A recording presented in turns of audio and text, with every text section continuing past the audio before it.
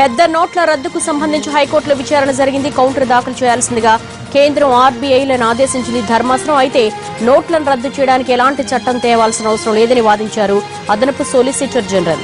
ఇప్పటికిప్పుడు నోట్ల రద్దు నిర్ణయాన్ని వెనక్కు తీసుకుంటే ప్రజలు ఇబ్బందులు పడతారని వాదించారు. ఇదే అంశంపై మరింత సమాచారం మా ప్రతినిధి శర్మ అడిగి తెలుసుకుందాం. శర్మ, అసలు పిటిషనర్ వాదన ఏంటి? అదనపు సొలిసిటర్ జనరల్ ఏమంటున్నారు?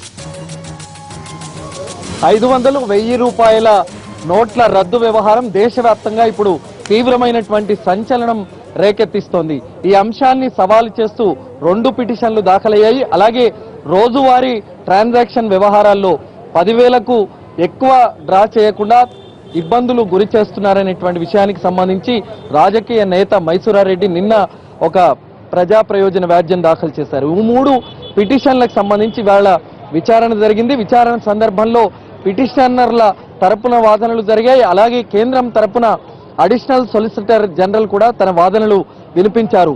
నోట్ల రద్దుకు సంబంధించి చట్టం చేయాల్సినటువంటి అవసరం లేదు, నోటిఫికేషన్ ద్వారానే కేంద్ర ప్రభుత్వానికి నోట్లు రద్దు చేసేటువంటి అధికారం ఉంది అనేటువంటి విషయాన్ని సందర్భంగా చెప్పారు. కానీ హైకోర్టు మాత్రం మధ్య మధ్యలో కొన్ని వ్యాఖ్యలు కూడా చేసింది. పిటిషనర్లు వాదనలు వినిపించేటువంటి సందర్భంలో తనతో సహా అనేక మంది సామాన్యమైన ప్రజలు కావచ్చు, మధ్యతరగతి వాళ్ళు కావచ్చు, ఉన్నతమైనటువంటి వర్గాలు కావచ్చు, ఈ నోట్ల రద్దు ద్వారా తీవ్రమైనటువంటి ఇబ్బందులు తలెత్తుతున్నా కొంత సర్దుబాటు చేసుకొని వ్యవహరించాలని హైకోర్టు ఈ సందర్భంగా వ్యాఖ్యానించింది. కాబట్టి అడిషనల్ సొలిసిటర్ జనరల్ వాదనల తర్వాత ఆర్బీఐని అలాగే కేంద్రాన్ని కూడా కౌంటర్ దాఖలు చేయాలని విచారణను వచ్చే నెల 8కి వాయిదా వేసింది. అడిషనల్ సొలిసిటర్ జనరల్ జరిపినటువంటి వాదనలు, అలాగే మైసూరారెడ్డి తరపు లాయర్ బాలాజీ కూడా ఉన్నారు. ఇవాళ జరిగినటువంటి వాదనల్లో అడిషనల్ సొలిసిటర్ జనరల్ ఇచ్చినటువంటి వాదనలు ఏ విధంగా ఉన్నాయి?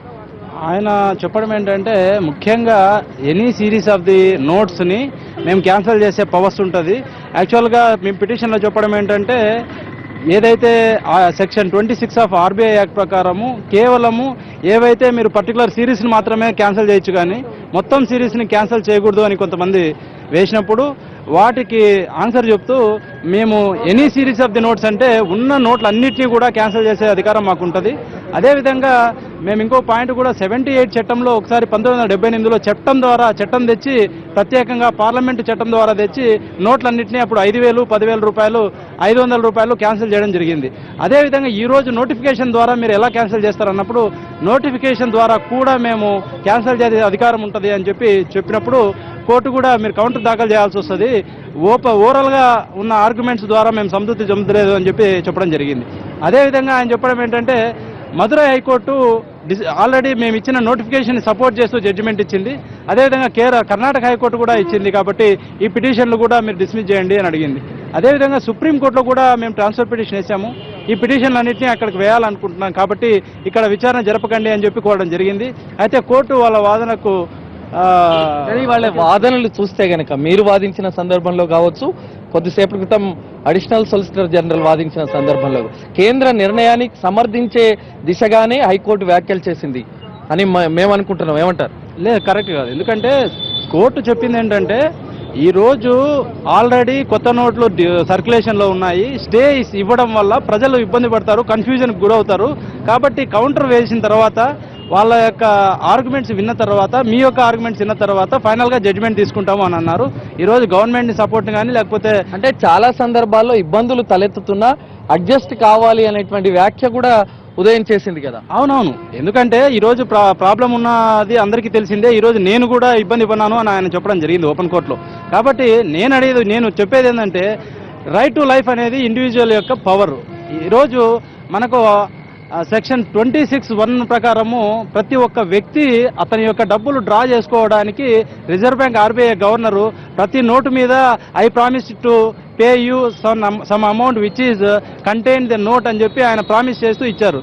నోట్ అనేది నథింగ్ బట్ ప్రామిసరీ నోట్. కాబట్టి ఆ నోటు మనకు బ్యాంక్లో వేసినప్పుడు మనకు అవసరాలకు ఆ డబ్బు తీసుకున్నప్పుడు ఇది రైట్ టు లైఫ్ అనేది డెఫినెట్గా ఎఫెక్ట్ అవుతుంది. ఆర్టికల్ 21 ప్రకారము జీవించే స్వేచ్ఛకు విఘాతం కలిగించే విధంగా ఉంటుంది. ఒకటి చివరిగా చెప్పండి, ఒక సర్క్యులర్ ఇష్యూ చేసింది ఆర్బీఐ, దానివల్ల వచ్చే ప్రయోజనాలేంటి, నష్టాలేంటి? సర్కులర్ అనేది ఏంటంటే చిన్న చిన్న పరిపాలనకు సంబంధించిన వ్యవహారాల్లో సర్కులర్ ఇష్యూ చేస్తూ తీసుకుంటే దాన్ని ఎవరు తప్పుపట్టరు.